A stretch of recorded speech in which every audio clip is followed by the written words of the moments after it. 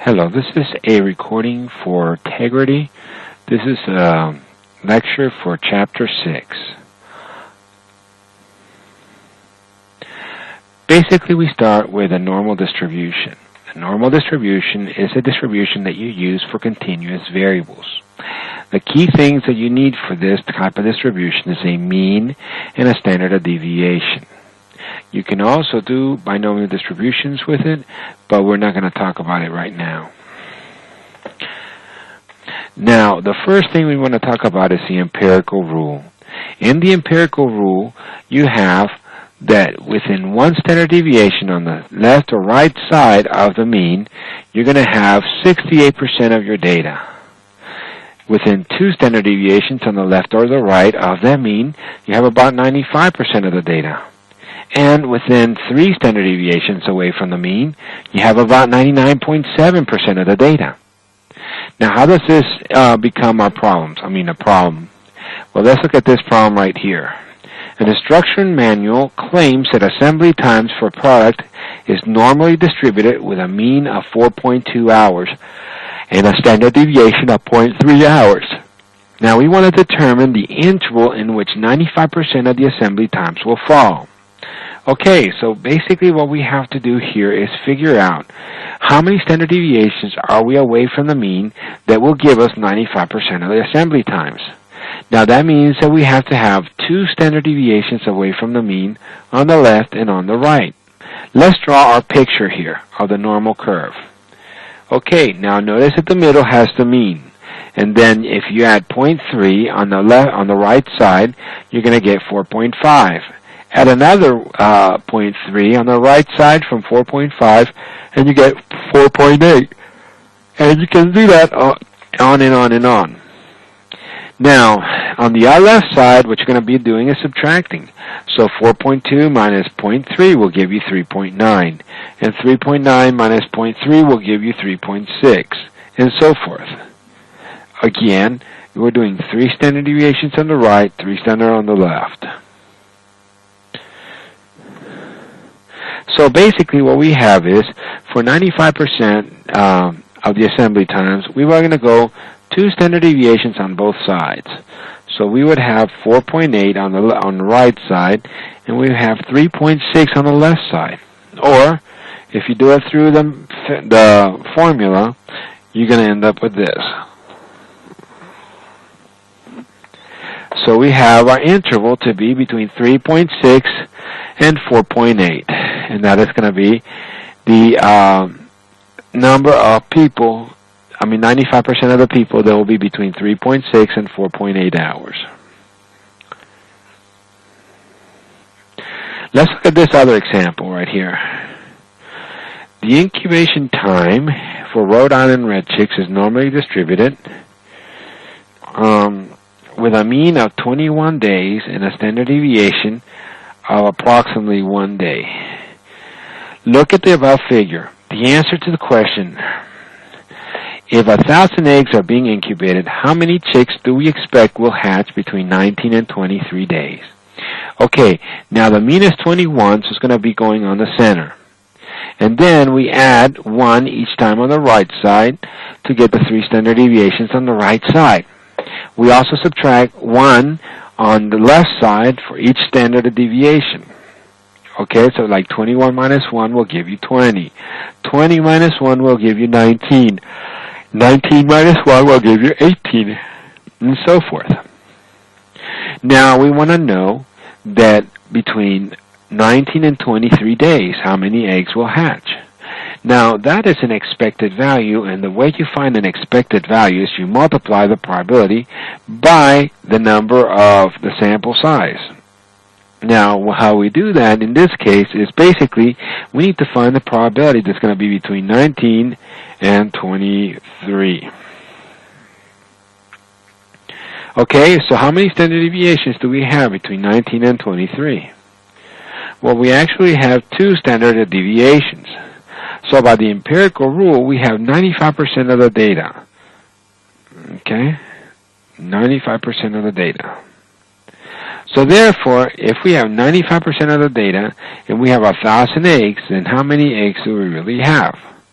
was 95% of 1,000. So multiply those numbers and you get your answer.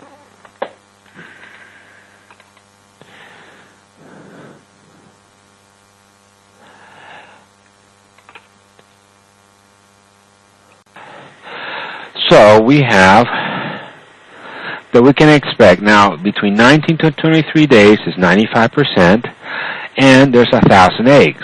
So that's 95% of 1,000, which is 0.95 times 1,000, which is equal to 950 eggs are expected to hatch.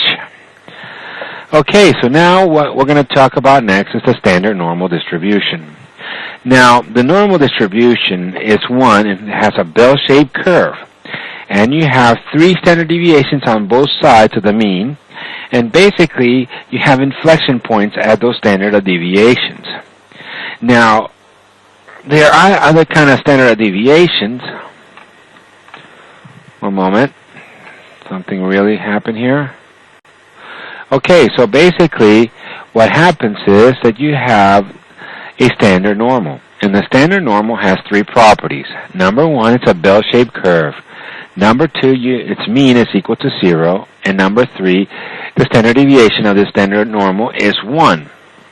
Now, we have standard normal tables in the back of the book, and we're going to use them. Now, let's look at this right here.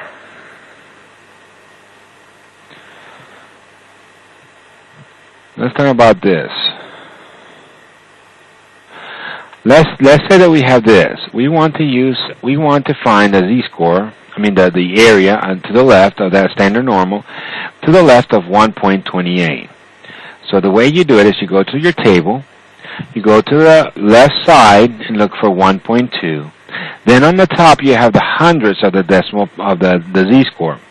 And the intersection between the two is basically your probability. And that probability is basically from left all the way up to that number right there. And that's how we read that area. Okay, so it becomes 89.97% chance.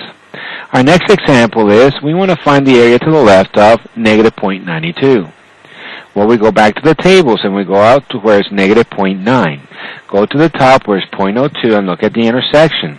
And basically what you get is 0.1788. And that's the probability. And basically that's the area that we're looking at. Now, for these two, go ahead and find those numbers right there. Okay, so let's talk about the z-values. Find the requested probabilities. Let's say that we have find the z that is left of 1.02. Again, go to the tables. We go to the tables, go to 1.0 and 0.02, and we find that number right there. Now, if we want to do it on the calculator, basically what we would have to do is this. We would have to, first of all, turn it on, go to second and vars, go down to normal CDF, never PDF. Then, since this is all the way to negative infinity right here, we put negative 1,000, okay, all the way up to 1.02. And we close it. And we get our answer, 0.8461. Okay, so now let's look at the next one. Okay, so in the next example, let's say that we have this. Find the probability that z is less than negative 0.72. Again, if you do it by table, this is the area you're looking for. You go to the table, go out to negative 0.7, out to 0.02, and you find that 0.2358.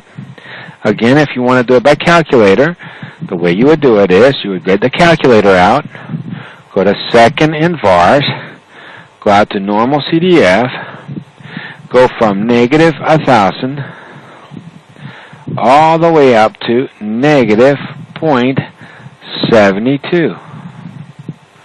And you get your answer, 0.235. Now, if we run this off to the 10,000s, you're going to get the same number. Okay, so you get that same number. Okay, so let's look at the next one. You can try these two on your own. Now we're going to try this. we want to find the answer to the areas to the right. Now, the tables are always areas to the left, not to the right. So how do we do that? Well, we know that the sum of all probability distributions is equal to 1. So what we do is use the idea of the complement. And basically what we do is we find the probability on the left side and then subtract it from 1 to get our answer.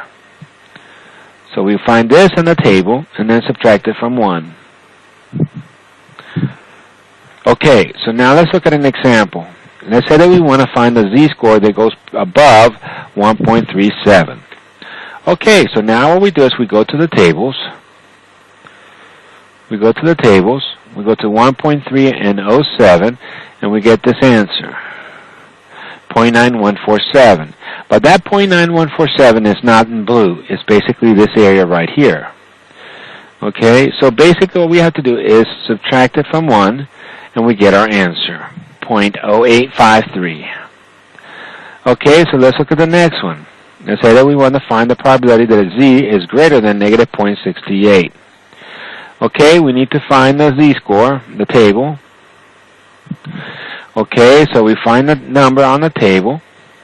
Then we subtract it from 1, and we get our answer.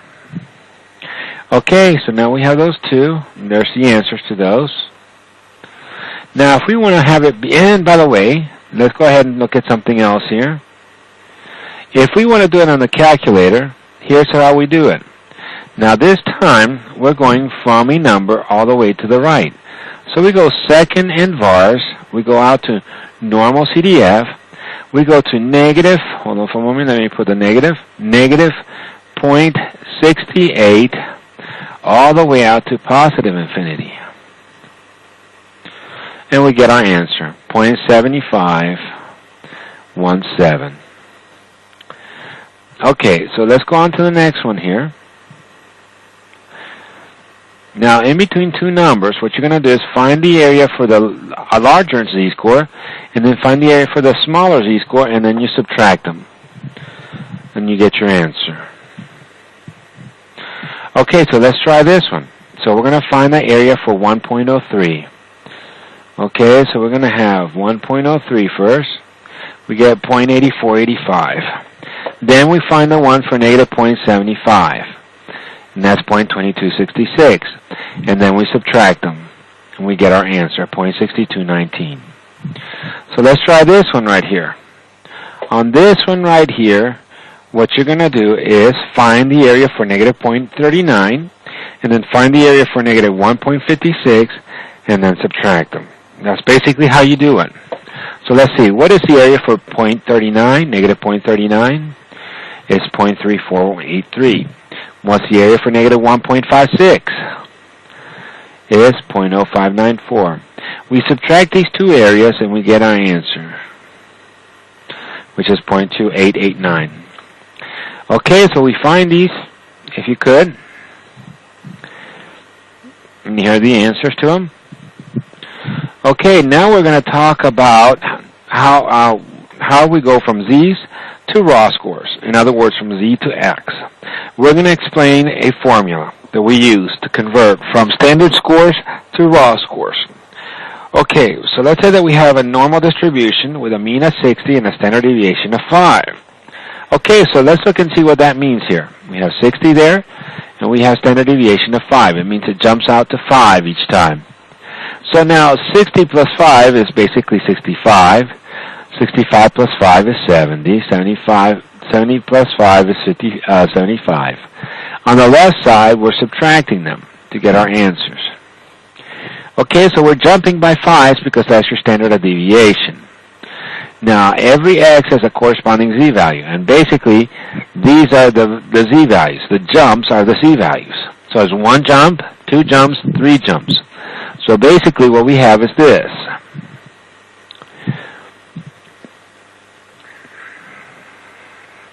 Okay, so we have that the z's are the number of jumps. Okay, so now we have these right here.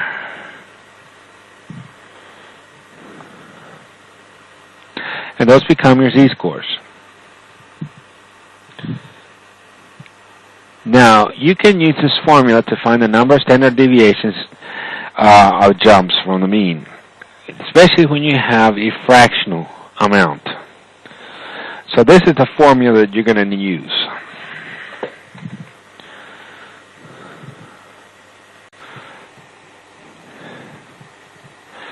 If the z-score is to the right of that mean or that center, it's positive. And if it's on the left side, it's negative. So we have positive z-scores on this side and negative z-scores on the left side of the standard deviation. So a score of 70 as a raw score will turn into a z-score of 2. Remember, that's 2 standard deviations away from the mean.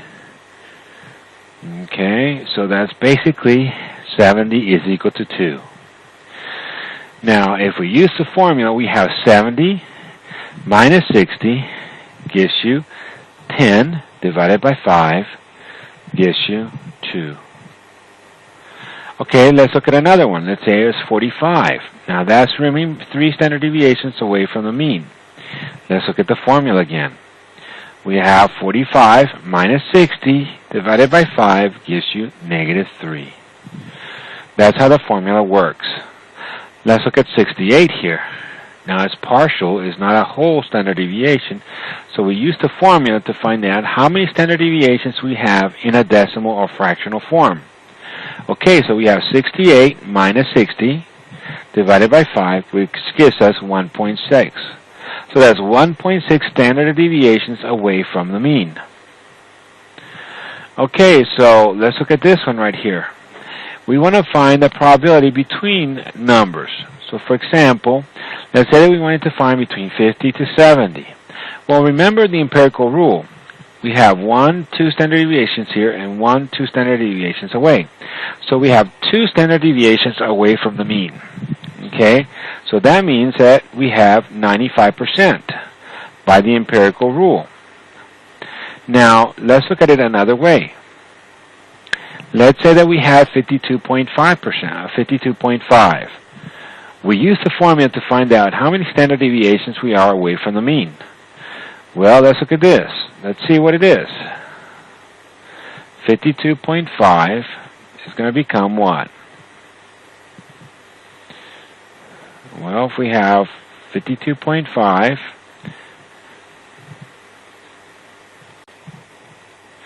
we have 52.5. Basically, we use the formula. We put in 52.5 minus 60 divided by 5, and we get negative 1.5. So we're at negative 1.5 standard deviations away from the mean right there.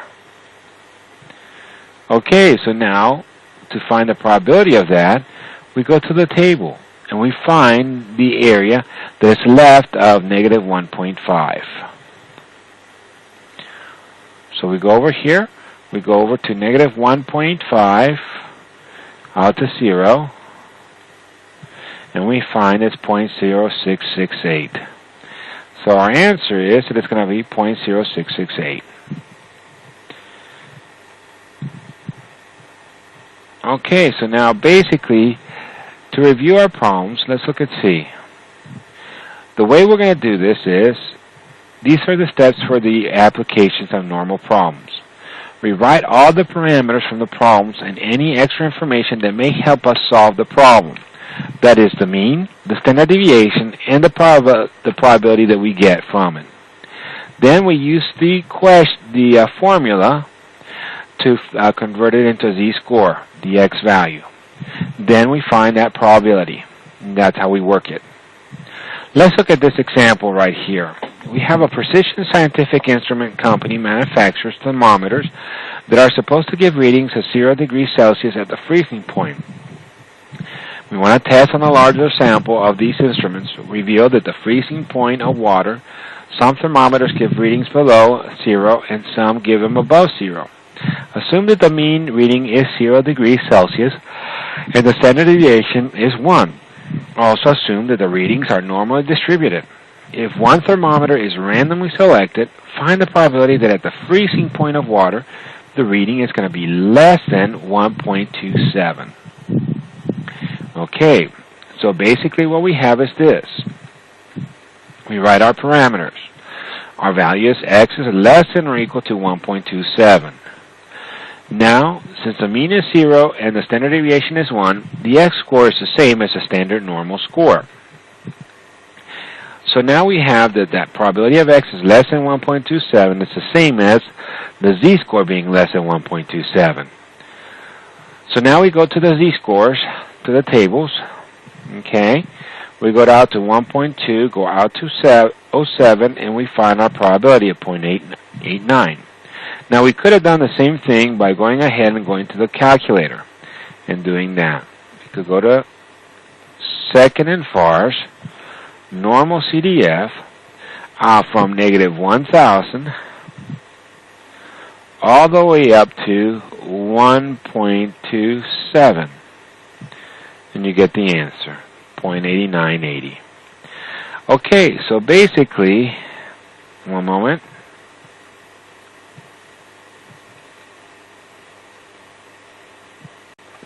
Okay, so now let's look at this one. If thermometers have an average mean reading of 0 degrees and standard deviation of 1, and if one thermometer is randomly selected, find the probability that it reads at the freezing point of water above negative 1.23. Remember that because these are the same, that the x is going to become the same as the z-score. We find that probability and it becomes 0.8907. And that's our answer. Now, this one again, we have it between negative 2 and 1.5. So we find it on the tables, find the two areas, and we subtract them, and we get 0.9104. Or you could have done this. Okay, you could have gone to the calculator and gone second in VARS, go to normal CDF, and go from negative 2 all the way out to 1.5. And you get 0.9104. Okay, so now let's look at the next problem. Let's look at this one. This is the one that I showed in class last time. So if you have something like this, what you need to do is write down the mean and the standard deviation, and then the probability statement. Then after that, convert the x into a z, and then after that, then find that probability. So let's look at this. We have our information. The probability is greater than 31. We turn that 31 to a z-score using the formula. It's 1.88. Okay, so we have this at 1.88. We go 1.8 and then 0.8, and we find this 0.9699. And that is our answer. I'm sorry, it's not our answer because that's to the left side. So what we have to do to get to the right side, we subtract it from 1, and we get 0.0301. On this one, it's going to become the same thing. Write down your information, the mean, the standard deviation, and the probability of x. Okay, so we write those down. Then we use the formula to convert these numbers into z-scores, and then we find that probability. Okay, so we find the probability of 1.25, 0.8944, and then find the one for negative 1, 0.1587, and we subtract them, and we get our probability right there. Let's look at this one. The weight of juice in a bottle is normally distributed with a mean of 64.27 ounces and a standard deviation of 0.12 ounces. If a bottle is randomly selected, find the probability that the juice weight is more than 64.20 ounces. So let's look at this one first. First of all, write down your mean and your standard deviation. Okay, now we use the probability, and the probability is basically going to be that is more than 64.20. So we have this probability right here. We're going to use this to find the z-score. 64.20 minus 64.27 divided by 0.12. We get negative 0.58. Now what we do with that is we go ahead and find that probability on the right side using the tables. Then we subtract it from 1 to get our answer. Okay, so that's the answer for that one. Let's look at this one right here, between 64.10 and 64.40. Again, we write down our information, our mean and our standard deviation. We're going to convert these into z-scores. So now we have 64.10 minus 64.27 divided by 0.12 gives you negative 0.142. And on the other side, 64.40 minus 64.27 divided by 0.12 will give you 1.08. We find the probability of the two. Okay, so we have the area to the left of negative 1.42 and the area to the left of 1.08, and we subtract them, and we get our answer. Okay, so basically we're ending on this one right here. Thank you very much.